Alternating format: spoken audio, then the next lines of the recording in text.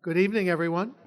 I'm Harold Holzer. I have the honor of serving as director of Roosevelt House, and it's a pleasure to welcome all of you, welcome many of you back to another program focusing on the Roosevelt era. I'm very pleased that Dr. Stephen Lamazow is back, who is a Roosevelt author in his own right. Welcome. And especially delighted that a friend of mine has come all the way from San Diego for this event. So join me in welcoming Richard Dreyfuss.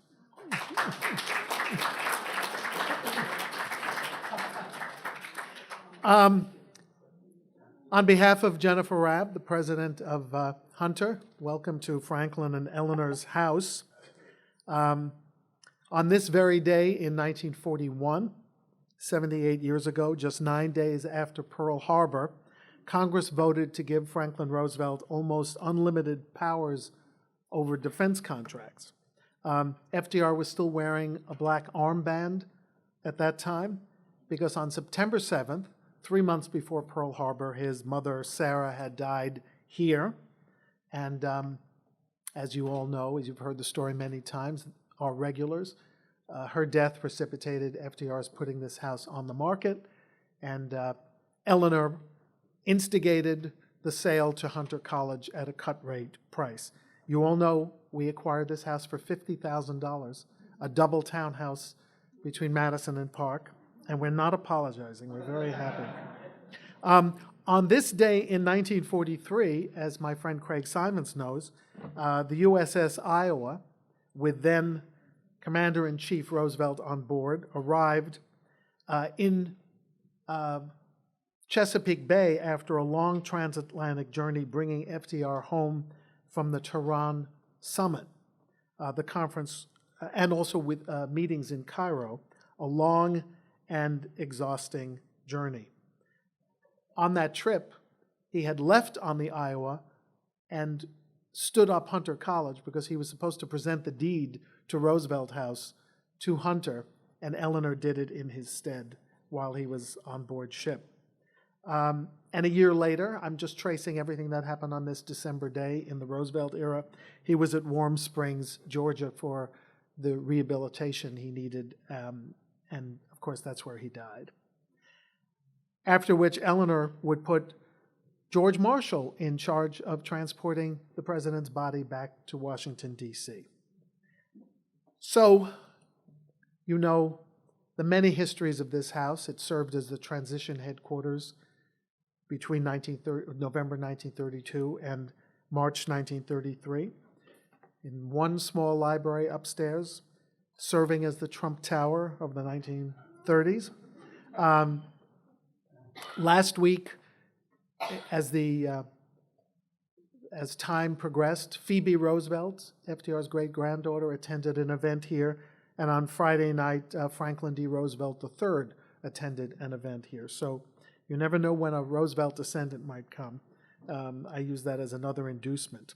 So along with that tradition is the tradition of using this auditorium carved into the old kitchens of the townhouse, not only for our public policy and human rights events, which we do on a weekly basis, but also to explore the history of Franklin and Eleanor, the New Deal, and World War II.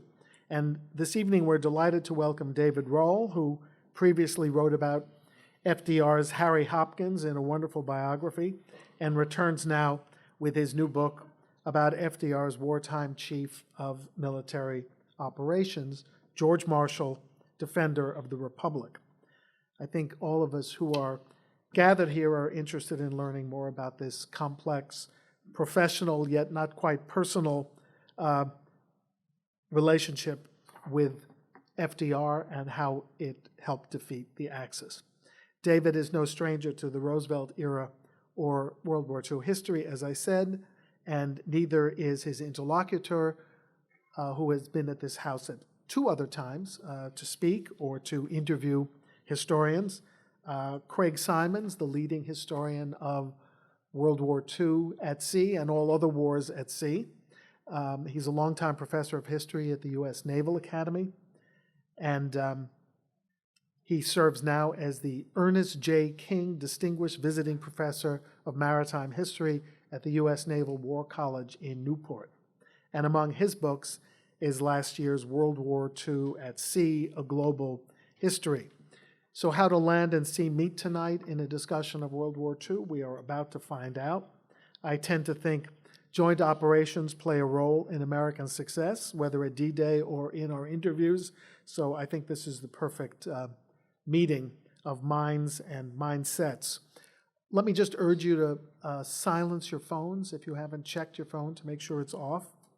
And the routine is as follows. We will have a 40-minute or so conversation between Craig Simons and David Rohl. We will then have a question and answer period from the audience, and then everyone is invited to the Four Freedoms room upstairs, the Roosevelt family's old dining rooms, for a reception in honor of our authors and our first joint operations book signing. So that will be interesting. We'll have an Army and Navy book signing where you will be able to obtain inscribed copies of both George Marshall and World War II at Sea. So now please join me in welcoming their authors, David Rohl, in conversation with Craig Simons. Well, thank you, Harold, and thank you, everyone, for coming out tonight and risking the snow that we are told is imminent. Perhaps we can get some heated discussion in here to stave it off. We'll see how that goes. David, it's a great pleasure to be here with you tonight. This is going to be a lot of fun, I think. As Harold says, we're going to have a conversation here. I've got some questions, which you can see I'm unfolding now, for David. But what we are also interested in is your questions. So be thinking, as we carry on our conversation, about questions you might like to ask. And when we're concluded, we'll go to you and hear what you think.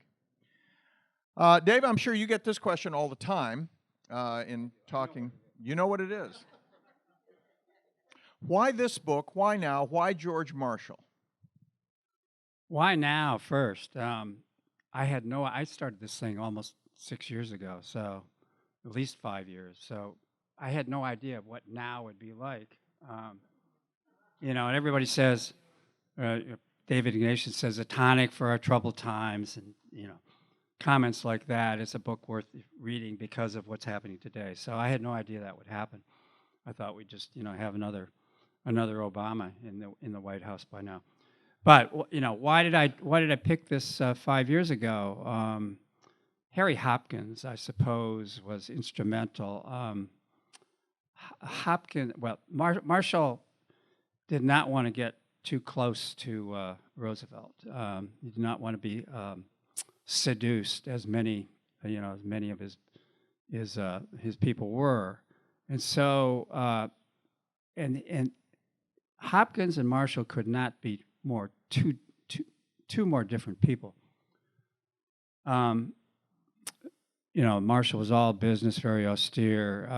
Hopkins, personal life was kind of a mess, but they became great friends. And Marshall used Hopkins as a window into what Robert Sherwood called Roosevelt's heavily forested interior.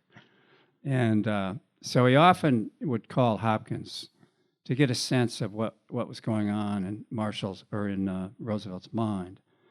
And so that brought me close to Marshall, that book. And then the first book I co-authored was about a guy you probably never heard of named Louis Johnson, founded my law firm in Washington. But he was Assistant Secretary of War when Marshall was up for Army Chief of Staff. And Louis Johnson takes credit for a lot of stuff. He took credit for getting Marshall appointed Army Chief of Staff in 1939. And then Louis Johnson bookended Marshall's career, because at the end of Johnson's career, he was Secretary of Defense under Truman. He helped win the election or helped pay for the election, Truman's finance chair, 1948. So he was Secretary of Defense, and he got fired by Truman after the outbreak of the Korean War, September of 1950. And Marshall replaced Louis Johnson. So I had a lot of experience with Marshall in that book as well. So the other reason is legacy.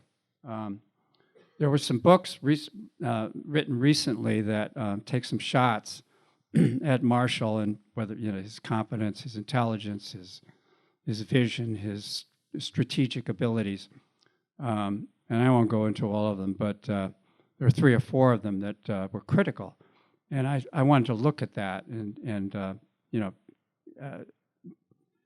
I have my own take on all those books, and it's spread throughout my biography. So that's why. Okay. You mentioned Roosevelt's heavily forested interior, which is a wonderful phrase, and you mentioned also Marshall's austerity.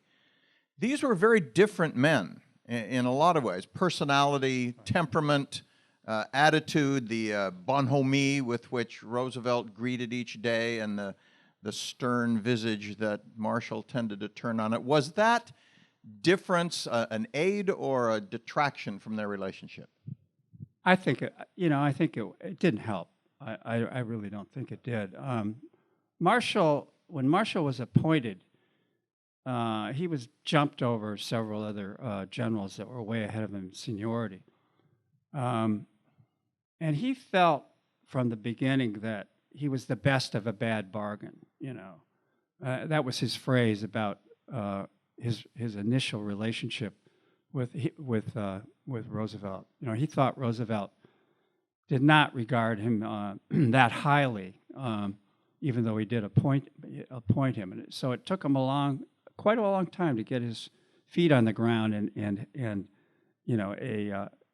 a decent relationship with Roosevelt. But as I said before, he did not want to be friends with him.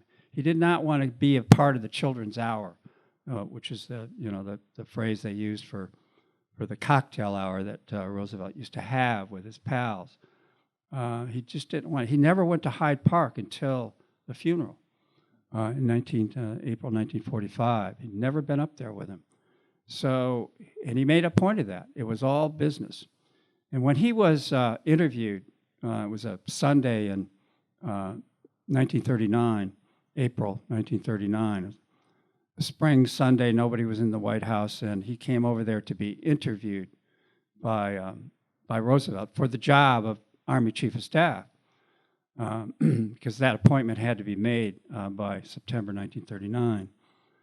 And he walked in there, and Roosevelt, by this time, Roosevelt had learned not to call him George. He already knew that wasn't something that Marshall liked to hear from somebody that was not in intimate terms with him. So he said, General Marshall, I have it in mind, he said, to appoint you Army Chief of Staff. What do you think of that? And according to the accounts I read, he said, well, not that much. But I need to tell you that I'm going to be saying some things that are unpleasant, because I'm going to tell you the truth as I see it, and I just want you to know that. And Marshall Roosevelt kind of smiled. He said, "No, I'm serious. There's going to be some tough times between the two of us, so I just want you to understand that." And so that was kind of the way he started it. And he, as the relationship, matured, there was a moment right after, 3 days after Hitler invaded the Low Countries. And when that happened, we were on the verge, we were on the precipice of going to war. This was May 1940, May 10th, 1940. And 3 days after that, Marshall, with Morgenthau, went into Roosevelt's office. And the idea was to try to convince Roosevelt to make a play for increasing appropriations. At the time, the army, was the size of Belgium's army, or Puerto Rico, or the Portugal's army, and so they just needed money, and Roosevelt would not get out ahead and ask for the money to Congress. So Morgenthau made an attempt to begin the conversation, and Roosevelt said, "I don't want to hear that. I've already," and he tried to get away from that subject. And then Marshall stepped forward, and this is really the first time he really took charge with Roosevelt. And he said, "Mr. President, can I have 3 minutes?" And he then stood over, intentionally, I think, over Roosevelt, who was in a wheelchair, and sort of looked down, and then spoke to him very, very, very sharply. He said, "I'm not accustomed to talking to presidents, and I'm not sure how I should talk, but I need to tell you that you need to do something, and you need to do it right away." And then he went through his whole pitch on why the appropriation should be dramatically increased. And Roosevelt listened to him. He didn't make any commitments, but the next day he called Marshall in, and they began drafting a bill for money, and they began to get money. So that was a key moment, and then there was another key moment when Marshall became convinced that Roosevelt was a great man, that he was a great president. It had to do with when MacArthur's troops were surrounded in Bataan, and the president of the Philippines at that time, was a guy named Quezon, was with MacArthur on Corregidor. And Quezon wrote a letter, or some sort of a message to Roosevelt, and it said, "We're surrounded, we're doomed here unless we take some action. And I propose that the United States declare independence of the Philippines." That was our possession at the time, the Philippines. "Declare independence, and then I, the president of the Philippines, will announce neutrality. We will become a neutral nation." The Japanese, who were already in Manila taking over the government, and they were telling Quezon to get rid of the white man's domination. He said, "I'll declare neutrality, and then I will ask the Japanese," well, first of all, the U.S. will withdraw their troops, and then the Japanese will withdraw ours, and we'll save the country. And Marshall was with Roosevelt when this message came in, and Roosevelt read it, and he looked up at Marshall, and he said, "We can't do this. We're not going to do this." MacArthur's, if Quezon wants to remove his Filipino troops, that's fine, but MacArthur stays until the last man, or until he surrenders. And at that point, Marshall said, "I knew he had the stuff. I knew he was a great man." One of the things about being an historian is you know what the words are, because the words are recorded in various archives. You don't know the inflection of those words. I always have wondered what Roosevelt's timbre was like when he said, "We can't do that." Or did he say, "We can't do that"? And I suspect it's the former. Do you agree? Yeah, okay. Roosevelt was famously enigmatic, of course. There were a lot of people who sought to get close to him, found it difficult. He was always charming and so forth, and he would agree with this person. The next person would come in, and he would agree with him as well, and nobody quite knew what was going on there. But there were a handful of people who did, I think, get close to Roosevelt. And Marshall was not close initially, but he begins to become very close. We know that Eleanor was important to him as his conscience, as many people have described her. Louis Howe, of course, until his death in 1936, was his political guru. And there were others as well, but three in particular, especially during the wartime years, it seems to me stand out. And you probably better than anybody else are in a position to let us know how these three played. And that is, of course, Harry Hopkins, about whom you wrote a wonderful biography, George Marshall, and Roosevelt's chief of staff, Admiral William D. Leahy. And for background here, there is a fellow in Scotland named Phillips Payson O'Brien, who has recently written a book claiming that William D. Leahy was the most important of these. In fact, he called his book Second Most Important Man in the World. So here are the three. David, set us straight. I don't have to. All right. So my vote is obviously for Harry Hopkins. I think he was the closest advisor, and in many instances, when he was well, you have to go back about Harry. Harry Hopkins was invited by Roosevelt.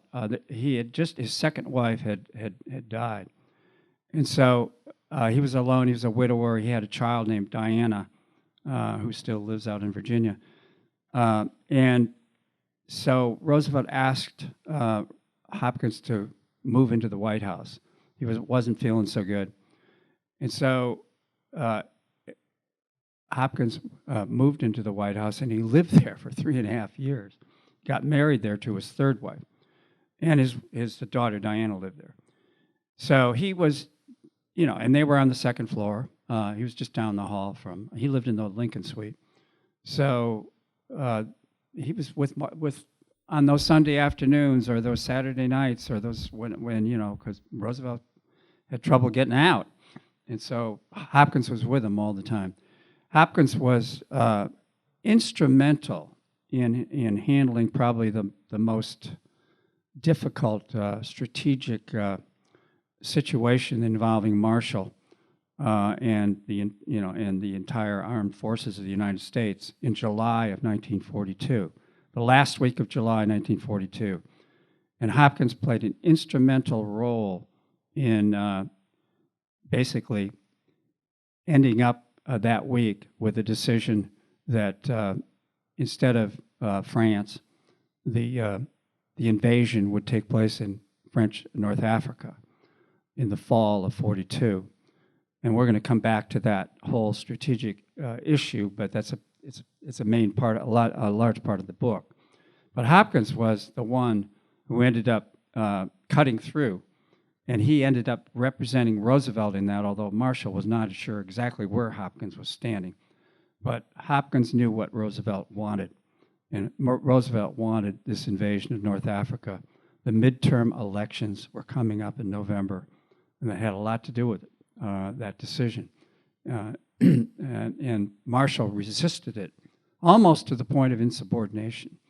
I can get back to that later. We'll come back to that one because that's a good one. Let's get this war started, though. One other thing, just in terms of, Leahy didn't arrive on the scene until that whole decision was made, notwithstanding what O'Brien says in his book about Leahy's influence on the North African situation.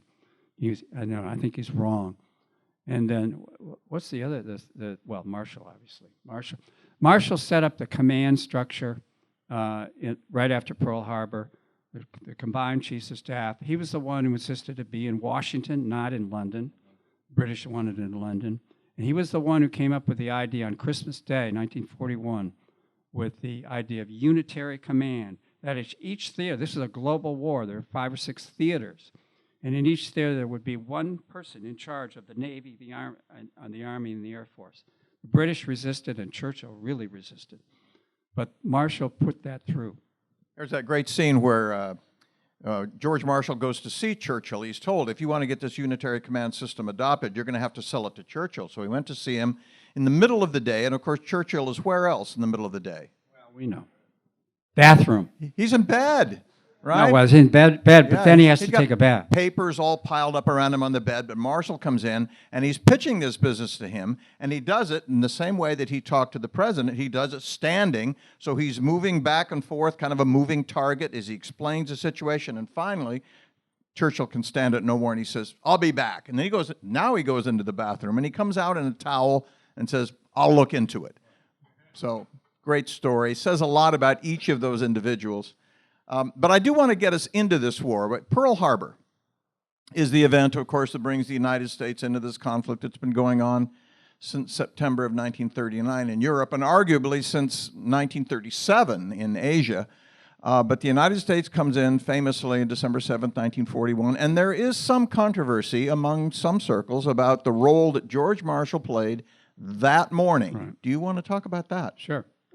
In the morning of December 7th, it was Sunday, as we all know, and warnings had gone out to the commanders throughout the various places in the Pacific that might be vulnerable to an attack, because the night before, when there was a 13 parts of a 14-part message that came in the day before, December 6th. And so by that evening, Roosevelt and Hopkins had decided, based on the translation of those, it was a Japanese diplomatic message that was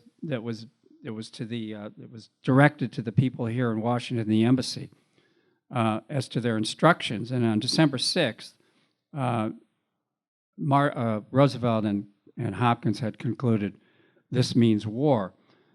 But that night, Marshall got no message. They didn't even deliver a message to Marshall. But all the commanders were on alert. A war warning had gone out a week before.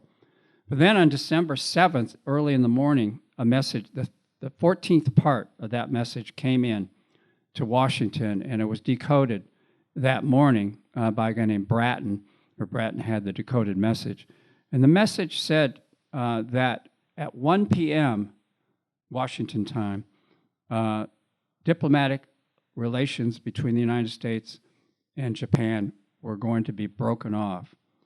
That was like 1 p.m. Well, that was 6:30 in the morning in Pearl Harbor, or lots of the Pacific. No one knew, where this attack would take place. But by then, that was a pretty significant message. At 1 p.m., the diplomatic relations would be brought up. So they tried to find Marshall. Marshall was at home. Well, it was Sunday. Marshall goes on his normal Sunday ride. Actually, he got up a little later than he usually does. Went off on a ride. Nobody was with him except his dog, Fleet, who always ran with him. And he goes down on the Palisades across the Potomac from Washington down toward where National Airport is. That was his normal ride. So it was a couple-hour ride. And a call came into the house, and Mrs. Marshall took it and said, "Well, I can't get him. He's on his ride." The guy didn't say send somebody after. It wasn't overly urgent, but Marshall was always getting calls about something urgent. But they waited until he came back, and then he got the message about 10 o'clock. And then he called in, and he didn't know what the message was. He just was supposed to call in. He called into the War Department, and the guy said, "I want to tell you what's," and he said, "It'll wait. Let me just get dressed, and I'll come in. I'll be there, and I'll read it then." So he came in, and by 11 o'clock, he was still reading this message. And the 1 o'clock thing was 2 hours away. So he then talked with Admiral Stark, who was the CNO of the Navy, and they drafted a message. The message went out, but the radio situation in between the United States and all the Pacific, Pearl and between the Navy, between the U.S. and Pearl Harbor, broke down. The message did get out to MacArthur in the Philippines, and it got out to a couple of other places, the Panama Canal and so on. But the message, not through any fault of Marshall's, it just didn't get through. And so when that message finally did get through to Pearl Harbor, it was in the hands of a messenger on a motor scooter, and the bombs were being dropped when that motor scooter was still not even at Hickam Field. So Marshall had nothing to do with that part of it, but he was too slow. But on the other hand, Admiral Stark was in. Admiral Stark knew about that message way before Marshall did. There are a lot of people in the War Department who could have,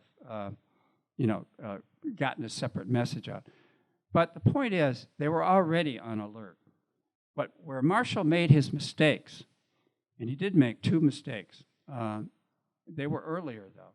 The first one was when General Short, who was in charge of the Air Force in Pearl Harbor. General Short sent a message that came to the War Department a couple weeks before saying that he was going to be guarding against sabotage, which meant that his planes would be wing to wing and closely aligned on the tarmacs at the two different Air Force or Air Command bases in Pearl Harbor. That message came across Marshall's desk, and he doesn't remember ever reading it. He's not sure he ever did, but he took response. He said, "It came across my desk.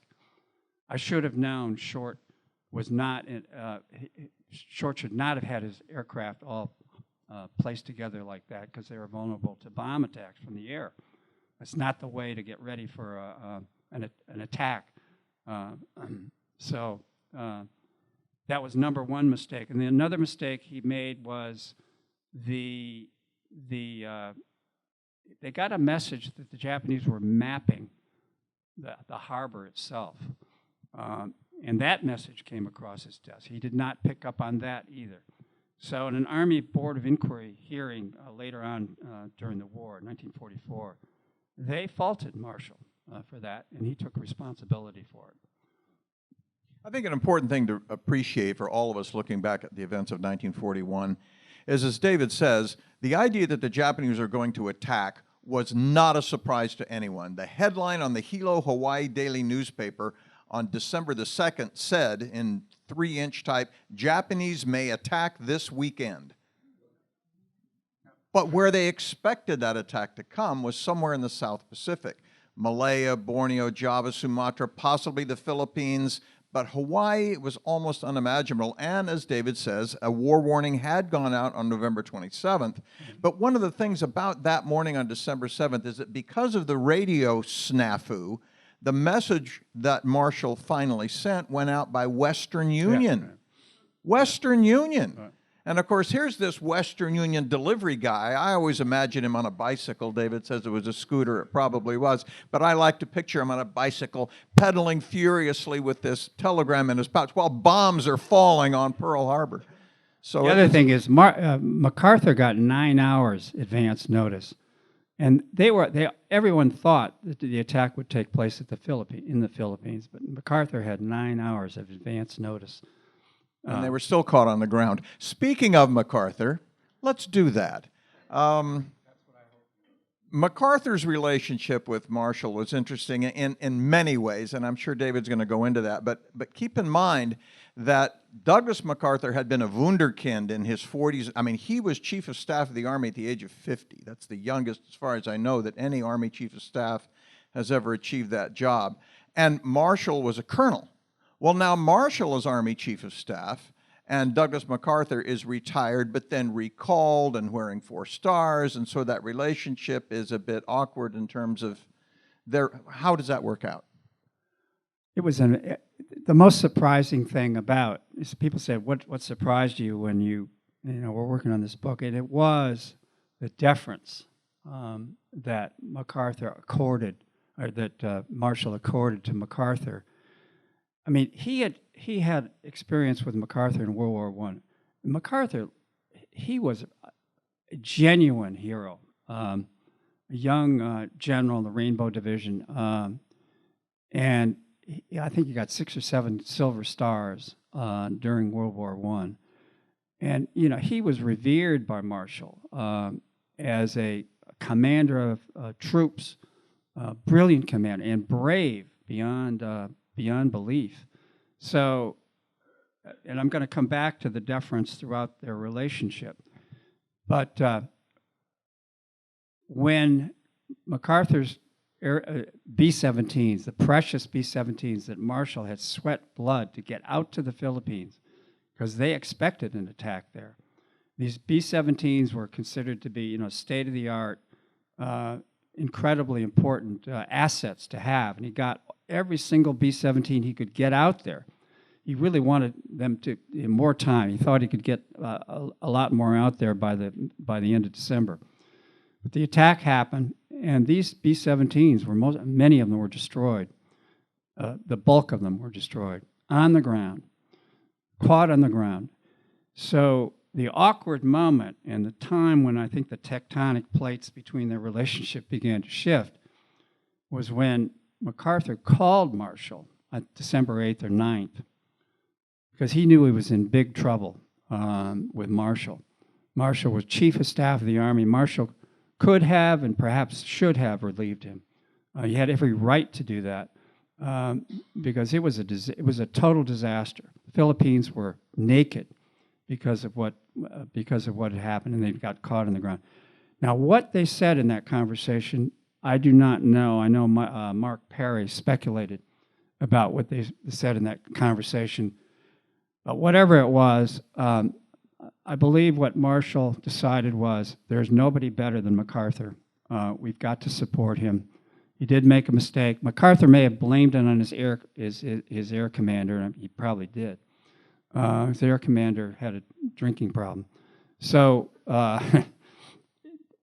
but they let it go, and Marshall stood behind him, stood behind MacArthur, despite that. And in fact, was instrumental in getting him the Congressional Medal of Honor, or the Medal of Honor, they called it back then, because MacArthur had to be saved. He had to be evacuated from the Philippines. Marshall was behind that.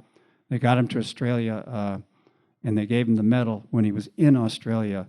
And Australia was very close to being overrun by the Japanese at that point. They were just in New Guinea. So MacArthur fought in New Guinea. And he did a brilliant job. So Marshall continued to defer to him. But then MacArthur was a pain in the neck. I mean, he was complaining all the time, not getting enough support out in the Pacific. He probably wasn't, but Marshall was doing everything he could to get him out to the Pacific. And when Marshall did not get the command of Overlord, December 1943, instead of going back to Washington, he flew 10,000 miles, a lot over Japanese territory, to get to MacArthur, to get way out to a little island off the coast of New Guinea, and to meet with him personally, to assure him that he was doing everything he could Marshall regarded MacArthur as a management problem, and he managed him. There's I think Manchester in his great biography, American Caesar of MacArthur, suggested that there was a lot of hostility on Marshall's part, but I don't think there was. I think Marshall kept his cool despite how difficult it was to deal with MacArthur. There was that comment when he met him out in the Pacific, when MacArthur referred to his staff, and Manchester said, "You don't have a staff, you have a court." But Forrest Pogue said he never said that, and so I think Marshall and then of course at the end, when MacArthur had to be relieved of his command in Korea after that brilliant Incheon invasion, which was just brilliant. But he had to be relieved because he was undermining Truman. And Marshall was the last man among the Joint Chiefs to say, okay, he has to go. And it was because Marshall was an institutionalist. MacArthur meant the world to the Army.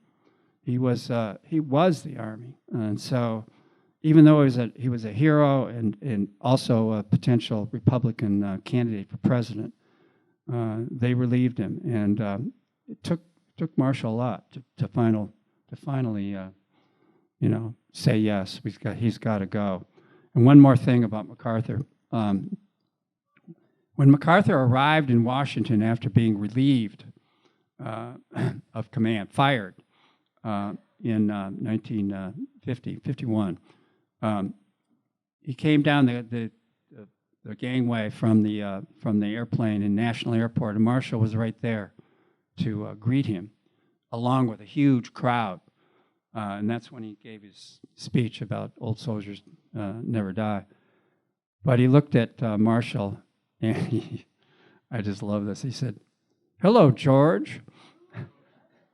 He hadn't been in the United States in 10 years. Let me follow up just quickly on this Medal of Honor business.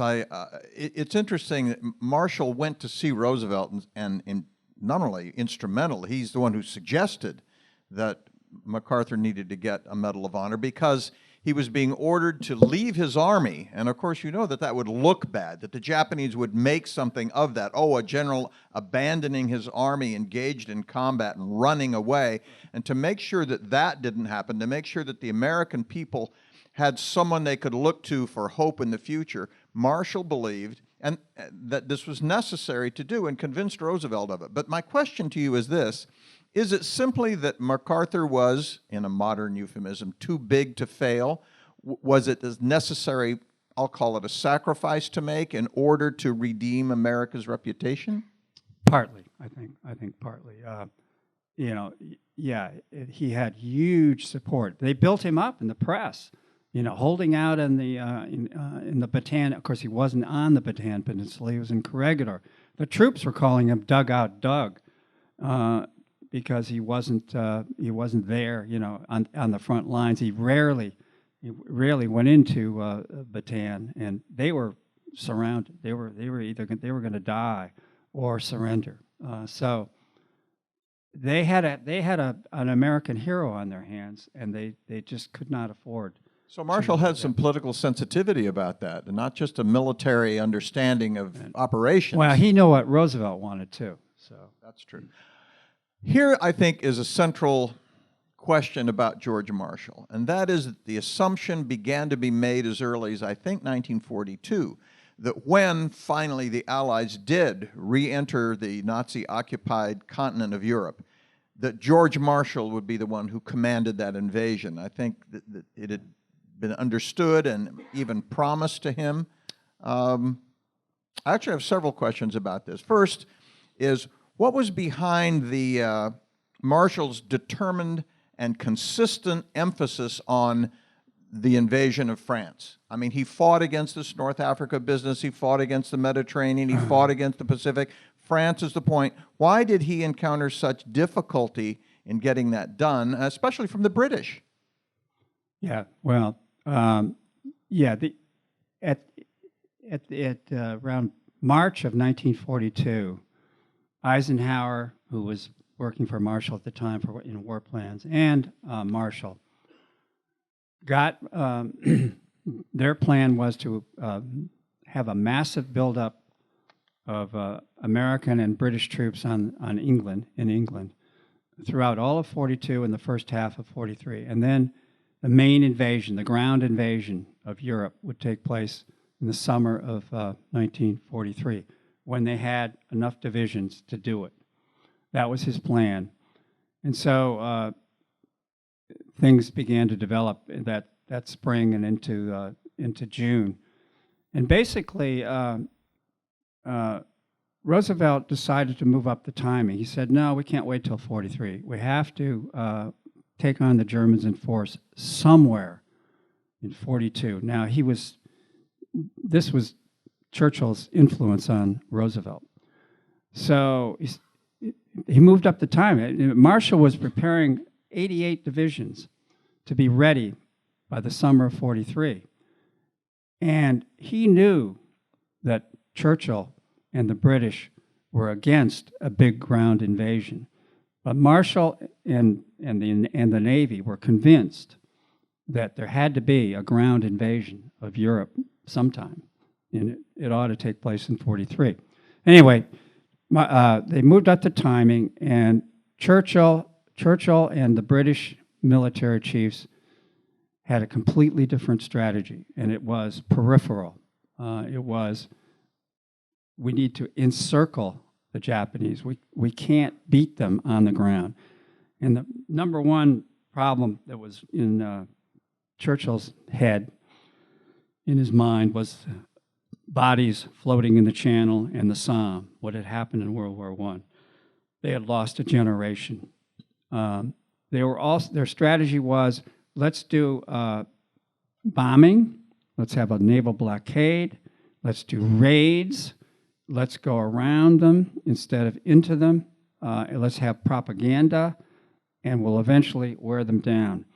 And that was just Marshall was dead set against that strategy. He didn't think it would win, it would take too long, and it wouldn't work.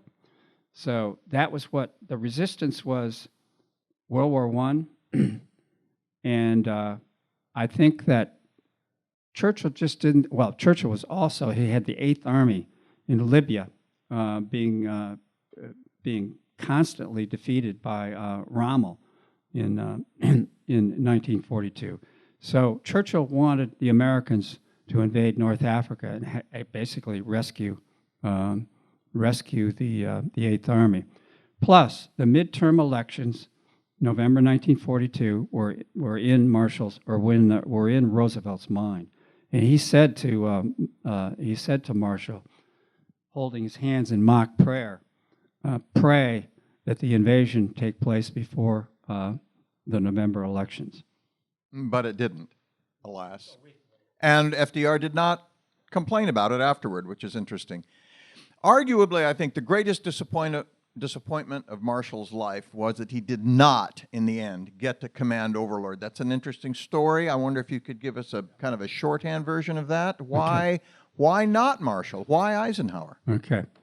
I'll tell you why. Let me just tell what happened. On December 5th, 1943, they were in Cairo. Marshall and Roosevelt were in Cairo, having come back from the Tehran Conference.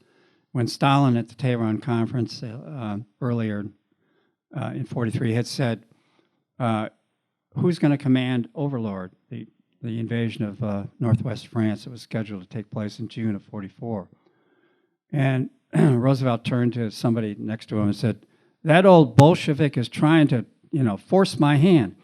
And Stalin said, until you appoint somebody in charge of Overlord, nothing's going to happen. Because Churchill was still fighting the whole idea of an invasion of France.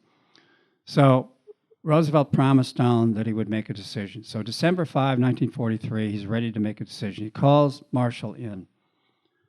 And he says, do you want to command Overlord? He basically said, do you want the command? And at that time, the British and the military chiefs regarded that as the most, the decisive battle of the entire war. And Marshall knew, because of his stature back home and with the president, that if he asked for the command, Roosevelt would almost surely give it to him. But he didn't ask. He demurred. Instead, he said to the president, you should decide this matter of the Overlord command according to your view of the best interests of the country, and you should not consider my feelings, that is Marshall's own feelings. And so the president paused, and then he said to Marshall, well, I could not sleep at ease with you out of Washington, which meant the command would go to Eisenhower, and that was his springboard to the presidency. Now, whether Marshall coveted the command, and some of his closest associates thought he did, namely Stimson, or whether he really felt it was in the best interest of the country for him to remain in Washington, where he could continue to dominate the Joint Chiefs and continue to influence the entire war. We're never going to know the truth. There's no document one way or the other. But in my view, his refusal to express his desire one way or the other was a mark of his character. It was utter selflessness. And I like to say that Henry Stimson, who was the Secretary of War, is a lifelong Presbyterian, found an apt proverb to really express Marshall's character and his selflessness, his self-mastery. The proverb was something like this: He that ruleth his own spirit is better than he that taketh a city. And I think that kind of said it. Now, why? Why did Eisenhower, or why did Roosevelt make that decision the way he did? It was up to him. A number of reasons. Number one, there was lobbying going on back in Washington. The Joint Chiefs desperately wanted him to stay in Washington. mainly King. King and he could deal with each other, and King was afraid that if Eisenhower came back and did that job, the Joint Chiefs would not have the guidance that and the judgment that Marshall was giving to the Joint Chiefs. So there was lobbying going on back in Washington, and Roosevelt knew all about that. They were leaking to the press. So that was one of the big reasons. And then there was this whispering going on that if Marshall accepted a command of Operation Overlord, it would be a demotion. It really would be a demotion. It would be a theater, not even a whole theater command. And so a lot of Republicans were saying, we don't want to have him demoted. And then Churchill had a hand in it. Churchill said, it's fine if Marshall commands the invasion of France, but we're not going to make him supreme commander in Europe. He's not going to take over the Mediterranean. This is for the British. And he put his foot down on that. And then Roosevelt was concerned that he would be demoting Marshall if he did that. So that's what was going on in Roosevelt's mind. This is going to be my last comment here, so I'm inviting everybody to think about the questions you might like to ask David, or actually both of us for that matter, in the next couple of minutes. But I just want to say one thing about this command question. You know, Alan Brooke, the chief of the Imperial General Staff, who was kind of Marshall's counterpart for the British, had also been promised this job. Churchill had guaranteed to him that you are going to command the invasion of Europe. And then that was snatched away from him because Churchill realized, well, an American's going to have it because they'll have the bulk of the resources and the money and so forth, so we have to accord that command to an American. And so Alan Brooke was horrified by this and spent a lot of time in his diaries, which were published in the 1950s, excoriating George Marshall. He's a dimwit. He has no understanding of strategy. Now, was that disappointment? What's going on here? Yeah, well, he said that about everybody. He was a harsh critic of almost everybody. I mean, when Churchill told Brooke, Churchill had promised Brooke the command of Overlord, and they were up at the Citadel in Quebec at one of those conferences, and in 1943. And Churchill called Brooke out onto the terrace overlooking the plains of Abraham. And he told Brooke that the command, it had to be an American. It had to be Marshall.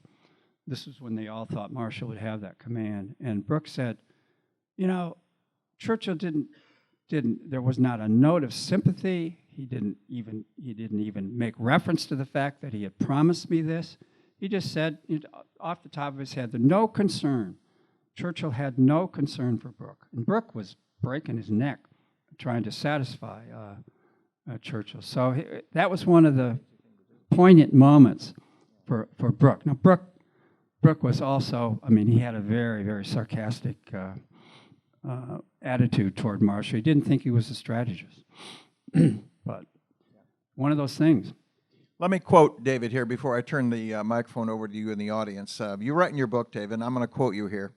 Whether Marshall was crushed, disappointed, or relieved by not getting command of Overlord will never be known. And I want to make a point that David already referred to. What does it say about a man's character that other people were unable to tell what his reaction was to what must have been horrifying news? But what do you think? Which of those three would you circle in a multiple choice test? Well, just so you know, right after he didn't get that command, as I said, he flew 10,000 miles. Frank McCarthy, his closest aide, was sitting with him on that entire flight. It took like 2 weeks or something to get out to New Guinea. And Marshall never said a word about it. And McCarthy said, if anybody would know how he felt, it would be me. And anyway, so how did he feel? I don't really know for sure. I think he was torn. I think he was torn because he knew he could control what was going on in Washington. But ever since Pershing pulled him back and put him into headquarters in World War I, he had never had a chance to command a large number of troops in combat. He'd been in combat, but not a large number of troops. And so he had to have wanted to do that. But again, his character was, selflessness. And Roosevelt said, I think he wanted to stay in Washington. Either way, I'm vote he for was such torn. men today. Questions from the audience, please. We have microphones coming down here to, let's start on the aisle right here in the brown sweater. I hope somebody remembers the Marshall Plan too. Well, it was on my list, That's but we just ran one out of of those, time. just a so- small thing. In the introduction, you mentioned that Marshall never voted. He was strictly in favor of a separation of politics and being in the military. You said he even... Partisan politics. Yeah, exactly.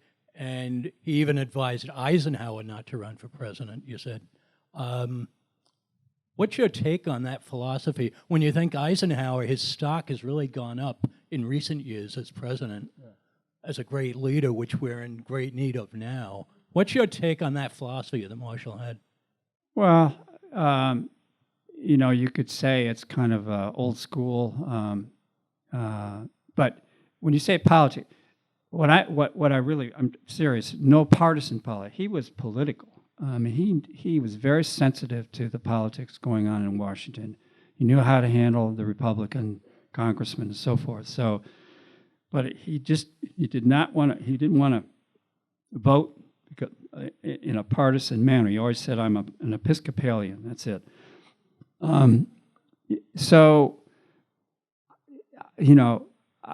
I think that's the way these generals, the 4 stars today, I think that's the way they should be. They should remain nonpartisan. And I think you take Mattis, for example, or General Kelly, they were nonpartisan. They had a job to do.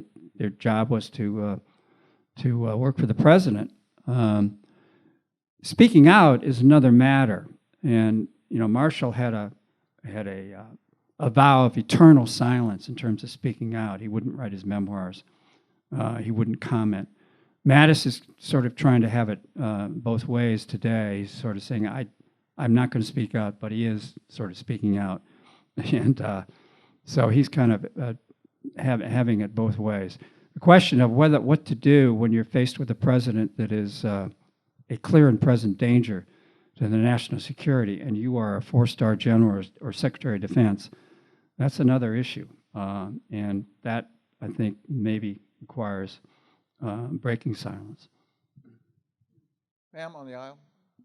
If General Marshall was alive today, what do you think he would have thought of Admiral McRaven's op-ed in the New York Times? I'm sorry, I'm looking for you. Where are you speaking? Oh, there you On the are. aisle, right there. Yeah. Say that again now? Yeah. What General Marshall would have thought of Admiral McRaven's op-ed in the New York Times? Which one? The one about the state of America?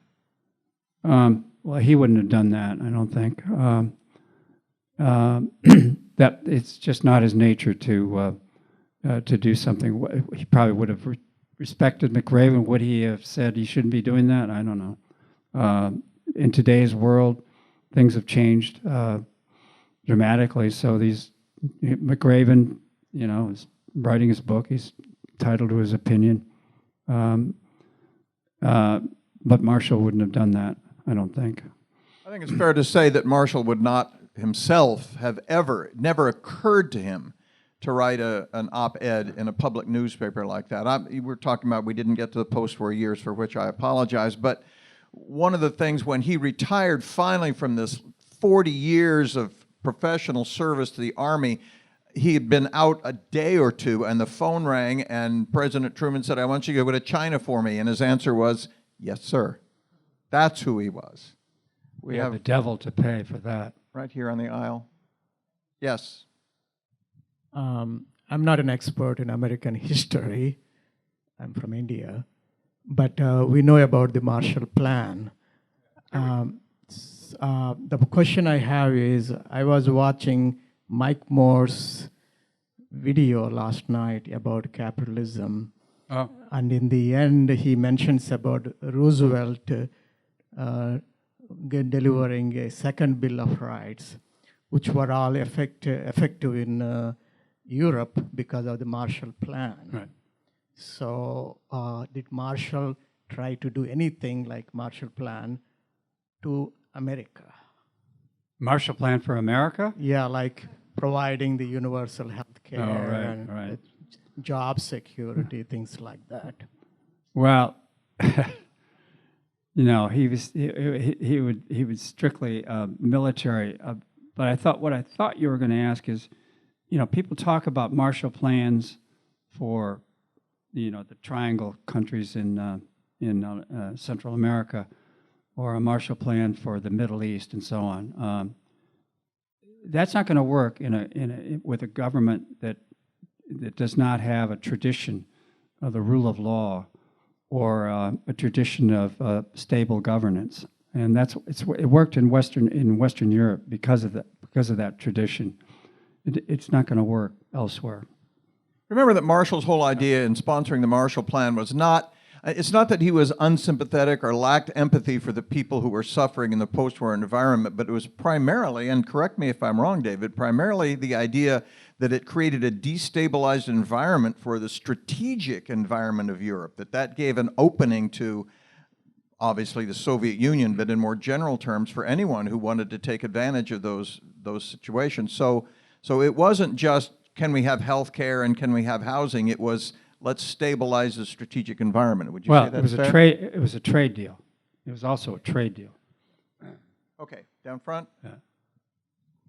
Hi. My question is completely about the Marshall Plan, which went into effect in 1948 vis-a-vis the Warsaw Pact, even though Marshall offered the countries which became the Soviet satellites help as well under the Marshall Plan, which then led to NATO. Now, my question is, how come the Brits got 26% of the money and the French got 11%, whereas the Germans and Germany, which was divided in half, was completely destroyed in comparison to the other Western European countries?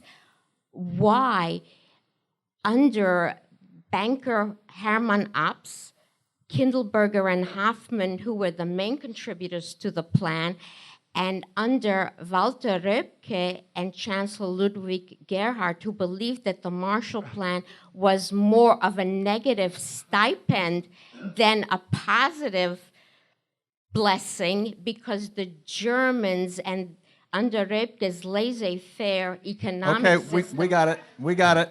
David? Okay. I don't know why the British got. I suspect it was because they were the ones that held out the longest, and their economy was destroyed. They were literally bankrupt, and they had been instrumental in winning the war. I don't know about your other issues. You know a lot about the way in which the monies were distributed, but basically it was done because we needed trading partners, and it was George Cannon who said, make it available to all of the Eastern European countries, including the Soviets. And Marshall said, what if they take it? And Cannon said they'll never take it. Richard? About the Marshall Plan, it took everyone 4,000, 5,000 years to come up with the idea of giving economic support to the former enemy so that they would be something other than an enemy. It's a brilliant idea. Whose idea was it, actually? And second, could it work in any other venue? For instance, if Lincoln had offered that idea to Jefferson Davis. Yeah, right. It's interesting. So there was a magnanimity, of course, by General Grant, at the surrender in Appomattox. it was a great magnanimous, and then of course Lincoln's second inaugural. The idea for the Marshall Plan really was, I think, it occurred to Marshall when he was at a foreign ministers meeting, 1947, shortly after he became Secretary of State. So he was in Moscow, and he wasn't getting anywhere with the Soviet diplomats, so he met with Stalin, and they had a discussion about Europe. What are we going to do about it? It's destroyed. And Stalin said, "Don't worry about it. Let's just let it ride for a while. They'll pick themselves up. But just don't get so excited." And Marshall, on the plane back to the U.S., said, "Stalin's attitude is, just let them basically disintegrate. He has no interest in reviving those nations." And of course, so he basically was Marshall who said, "We got to do something." He came back. He got Kennan together, said, "We got to come up with a plan. We need to revive Western Europe and Germany as well." And of course, Morgenthau was, deadly against that. Morgenthau wanted it to become an agricultural economy in Germany. He was not going to be magnanimous. Because Morgenthau believed that the Nazism went down into their DNA of the entire population.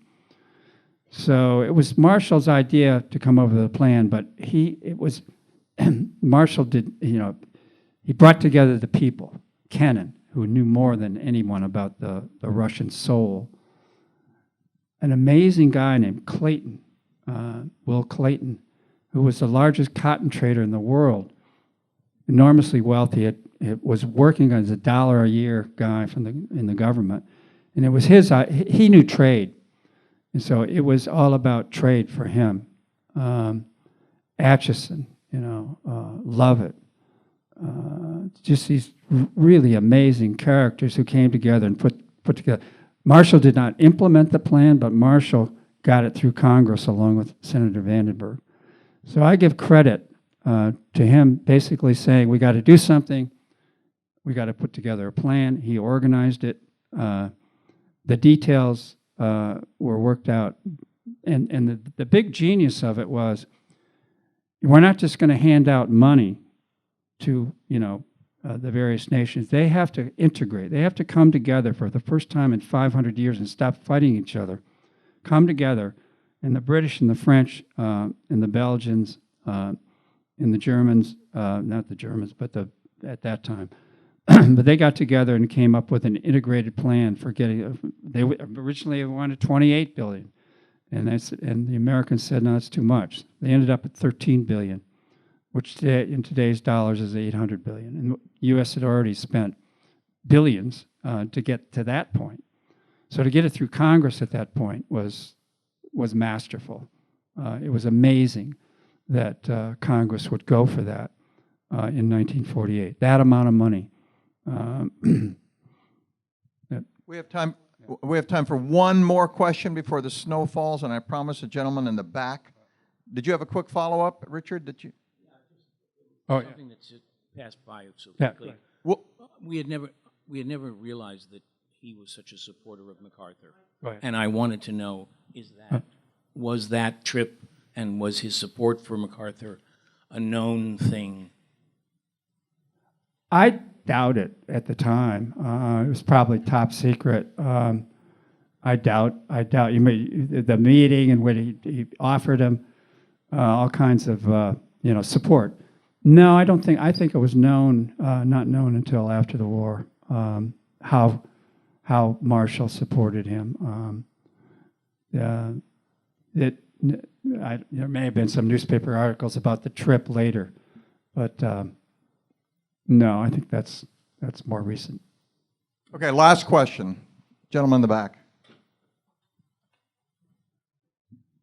My question is to both of you. When Marshall, I think, reluctantly accepted the task to go to China, for the both of you, the question is, do you think that he could have done anything different, or was it sort of a task that wasn't really going to accomplish much because of Chiang Kai-shek's behavior in response to what was being done? No, that's great. It was one of the questions that was on my list we didn't have time for. So, David, what's the answer to that?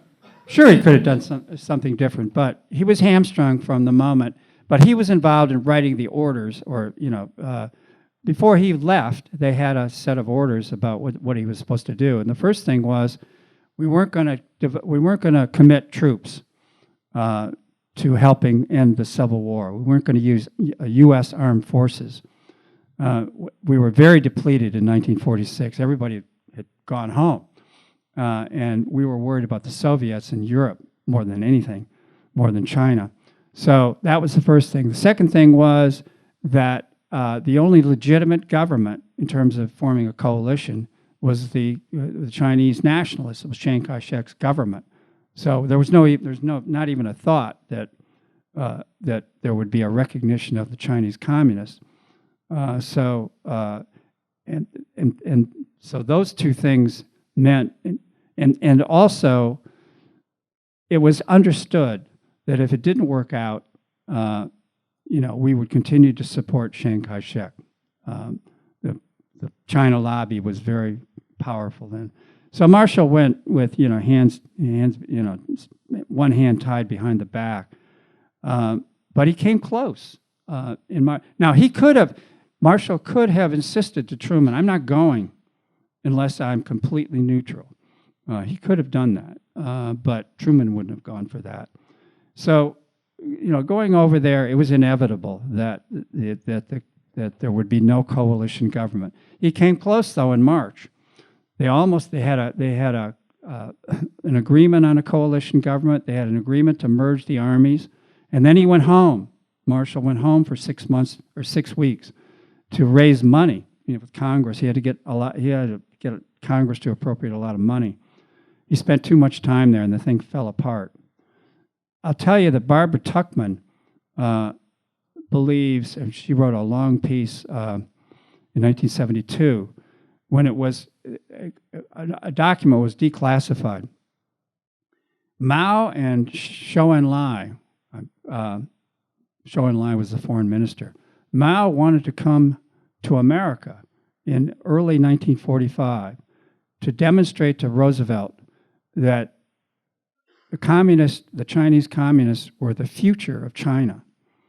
And they felt that if they could get an audience with Roosevelt, that at least there would be some support for the communists, some understanding of what the communists were up to. And they were regarded as agrarian, progressives to some extent. And they were not necessarily under the heel of Stalin. But that message never got through to Roosevelt. And Barbara Tuchman wrote a what-if kind of counterfactual kind of piece about it, saying, that if Roosevelt had that meeting, things might have been different. That was 1945. It's difficult for an historian to talk about contingencies, but I kind of have to agree with David here. I think he had not just one hand tied behind his back, I think he had both hands tied behind his back. Create a coalition government where everybody will agree to cooperate and fix Afghanistan. That's an easier job than the one that was assigned to Marshall. And the fact that he accepted the responsibility, went out there and treated it seriously and worked extraordinarily hard to make this happen, he got as close as any mortal could have done, but I don't think he ever had a chance of making that work. I agree with that. Okay. He didn't lose China. Yes, that's the thing. Of course, this is the reason why in the next decade, the right wing in the Republican Party accused him of losing China as if it was something we'd misplaced and we didn't know quite where it had gone.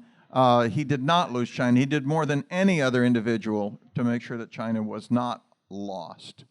Thank you very much for your questions. Thank you, David. We'll see you at the reception.